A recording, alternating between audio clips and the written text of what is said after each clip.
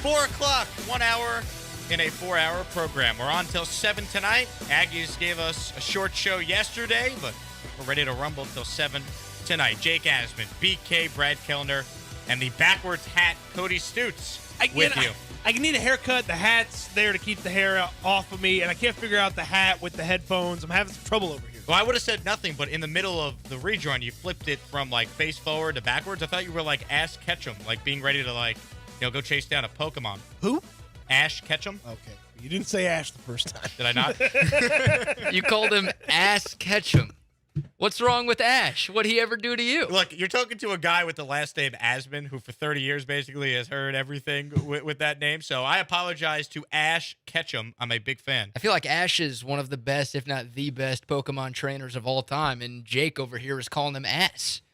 Who's better? No, he's great. Ash is one of the all-time greats, man. Let me tell you, that Pikachu's seen a lot of things. I'll leave it at that. Ass Ketchum. Oh, man. Can you just move on to the Panthers conversation? Well, what has Pikachu seen? I can, but it's rare that I get a chance to talk about Pokemon to hundreds of thousands of people in the great city of Houston. Andrew, 415 rejoin. Get me the Pokemon theme song. Please don't do that. We're going to celebrate on this program. Anyhow, I think there's at least 2 teams that are going to be big-time Deshaun Watson suitors that maybe were in on him before all this, but now with the Tom Brady announcement, I think they're definitely going to be in on him. The first one is obvious. Tampa Bay should absolutely make a phone call and check in with Nick Caserio about the price for Deshaun Watson. That team, even with some of the guys that are likely going to walk in free agency and some of the issues they have with their salary cap, that team still is championship caliber if they get the right quarterback, assuming Bruce Arians stays. Deshaun Watson, even with the suspension looming, could still give them an opportunity to be a playoff team and compete.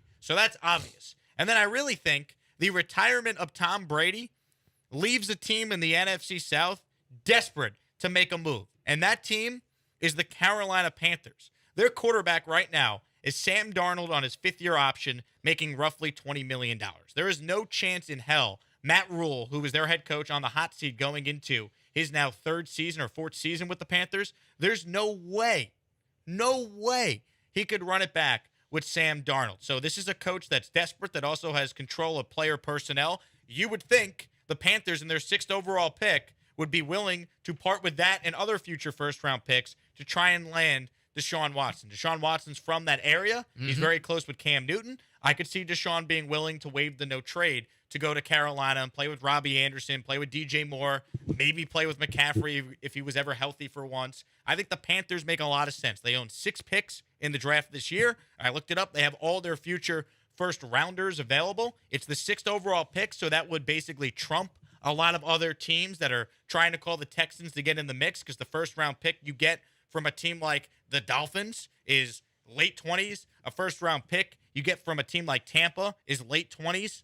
The pick you would get from Carolina is in the top 6, and that gives you a lot of options if you're Nick Caserio. So I think Tampa's obvious, but more likely Carolina should be all in to try and get Deshaun Watson.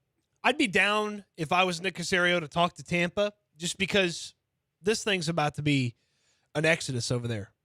I don't know that for sure Bruce Arians is going to be the coach. I think there's a chance he might call it a career and retire just like Tom Brady did. And you look at what's leaving, in theory, what could be leaving Tampa. Starting center, starting running back, starting wide receiver opposite Mike Evans, starting tight end, starting defensive end.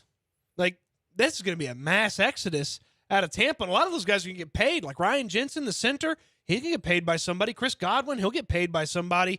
So it gets tough, but if you want to drop Deshaun Watson over there, you still got a pretty nice base. You've got some guys that have played some important snaps and some important games that are still going to be on that team. Mike Evans is still there. They've got some guys at the running back spot that got some experience this year when Fournette was hurt.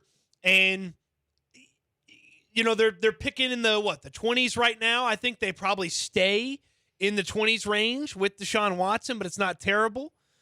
I just don't know that that's going to be what Tampa's move's going to be. But that's fine with me because I don't love their picks. What do you think about the Carolina situation, though, BK? Yeah, Carolina makes a lot of sense for both sides, right? I think the Matt Rule hot seat element is very important here because a lot of people are pissed that he's even coming back next season. You know his seat is going to be scorching hot to begin the year, And if he's got to rely on Sam Darnold to save his job, well, that seems like a recipe for disaster. And it seems like Matt Rule is going to be looking for work somewhere else not too far into the 2022 season. So, yeah, Deshaun Watson, I think, would make a lot of sense for a team seemingly desperate to win now like Carolina is. They've got a lot of skill position players. They've got some talented pieces on that defense, too, a lot of young pieces on that defense that could make up a pretty good core. That's a team. Look, McCaffrey's got to stay healthy, and that's a huge if. And at this point, I don't know if you can rely on him playing anywhere close to 17 games in a season. But, man, if you get him and you get Deshaun in there, that's a team in a division that could be open with Brady's departure that feels like they could make a push to make some noise. So, absolutely, the Panthers make sense. And from a Texans perspective, because they have that top 10 pick this year, you could do worse in terms of finding a trade partner. How much Nick Caserio wants in 2022 would be important to the Panthers element of the conversation, because some of these teams that you'll talk to could offer multiple selections in the top 100 picks, whereas the Panthers only have one selection in the top 100 picks. That's the 6th overall pick. Now, the Panthers have probably the best selection if you're not trading with the Jets or the Giants, which are right behind the Texans in the draft order. So the Panthers have the best overall selection, but it's just one out of the top 100, whereas multiple teams could offer you multiple top 100 picks. And you have to think, too, we haven't even seen compensatory picks assigned yet in the 3rd round, so you could get multiple top 150 picks from some of these teams as well. So that's where it kind of, you got to start weighing things. And by the way, Carolina's going to have to pay a little bit extra because they can't help you a ton in 2022. Now, 6 overall is helping you a ton. Don't get me wrong. Don't twist my words, but I would like for them to make it right on the back end since they can't make it right on the front end. So to that, I would say this. If you make the deal with the Panthers and you get the 6th overall pick back, you're more likely at number 6 to be able to trade back than you will be at number 3. Based on what we know about these quarterbacks, you're going to need to trade out more likely at 6 than you would at 3. I don't think a team's coming all the way up to 3 to get a quarterback, because if you look at the draft order, right? Jacksonville, Detroit, then Houston.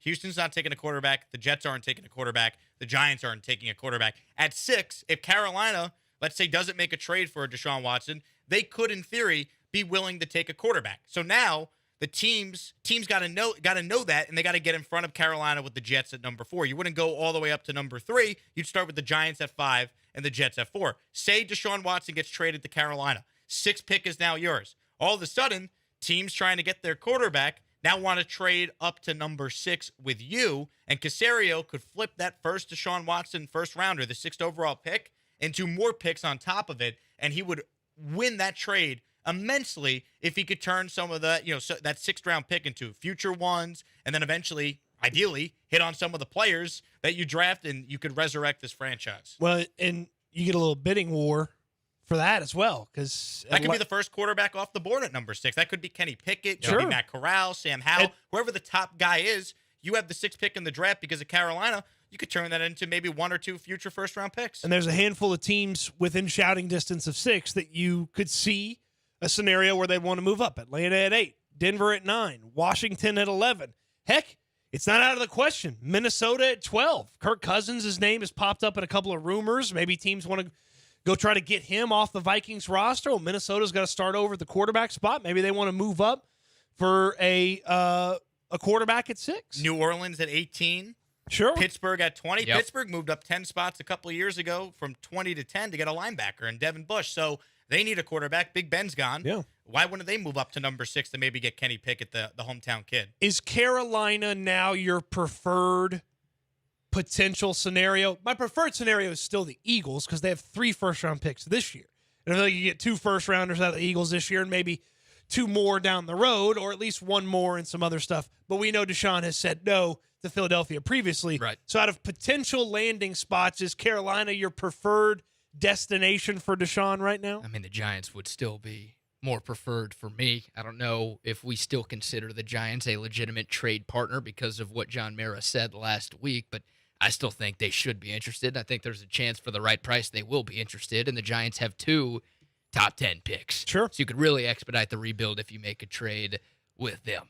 So I'd probably put the Giants ahead of Carolina right now. So I don't think the Giants will be in on Deshaun. So I would rank Philly 1 because, as Cody said, they got 3 first-round picks. And then out of the teams that are realistic that could get Watson, Carolina has to be number 2 because they have the 6th pick, and I think he would waive the no trade to go to Carolina. Philadelphia, we don't know. Maybe his perception on the team changes when he watches the fact they went to the playoffs despite the fact most people thought they were the worst team in their own division. And they ended up winning 9 games with Jalen Hurts as their quarterback. He might look at Philadelphia and say, hey, Jalen Hurts could take that team to 9 wins. I go to Philly. We could be a team that could legitimately win a championship. And this is something that you've brought up a couple of different times as well, Jake. You're not gutting the Eagles to put him on the roster via trade because they have 3 first-round picks. So if they're only dropping 2 first-round picks in this year and then, say, 1 additional first-round pick in the future, the 3-year first-round pick haul is not drastically affected like it would be for another organization. So he's not having to worry about like, hey, I'm here, but how are you helping me? Well, hey, I'm here and you're helping me right away with whatever additional draft capital you have. Sidebar, would you want Jalen Hurts No. in a return for Deshaun Watson? I think Davis Mills is going to be better than Jalen Hurts. I just would prefer Nick Caserio to have the draft swings than something that is a semi-known or known quantity. Okay. I would just prefer him to have the draft capital because I would assume that Hurts is going to replace something of worth in a trade. Right. If you were getting him back, I'd rather have the draft pick and give Caserio that scratch off. I mean, the guy's – I mean, I don't know if you guys agree with me. I'm calling him 5 for 5 on 5 draft picks from 2021. Early returns are good. I mean, both. I don't think you closed the book on that just yet. Sure, but right? as of right now, it's a slight. It's always a sliding scale between are you failing or are you successful. But he's 5 for 5 right now. Every one of them is a worthwhile player in the 2 deep. His draft lacks star power, but he didn't have a first or a second round pick. So if you just put That's it in why- the context of like the guys are on the roster, they played and flashed at times, then yeah, he had a very good first draft. That's why I want to give this guy more picks. Yeah. Like I could knock Caserio if he hires McCown, but McCown might end up being an okay coach if the roster's stacked for him, right? So go out there and trade with Carolina, get that 6th pick, flip that for more future first-round picks. You could turn Deshaun Watson into originally 3 first-round picks, and then from there, maybe it becomes 4 or 5 first-round picks. So Carolina, I think, has to be all in. Their division's terrible. Kyle Trask, Matt Ryan, who's aging, Sam Darnold, Jameis Winston. These are the quarterbacks that are in that division right now. You throw Deshaun Watson on Carolina instead of Sam Darnold, they got a legitimate chance to win that weak NFC South. Coming up, more on this. 713-780-ESPN is the phone number. If you want in on the conversation, you could tweet us at Jake Asman, at Brad Kellner, at Cody_Stoots.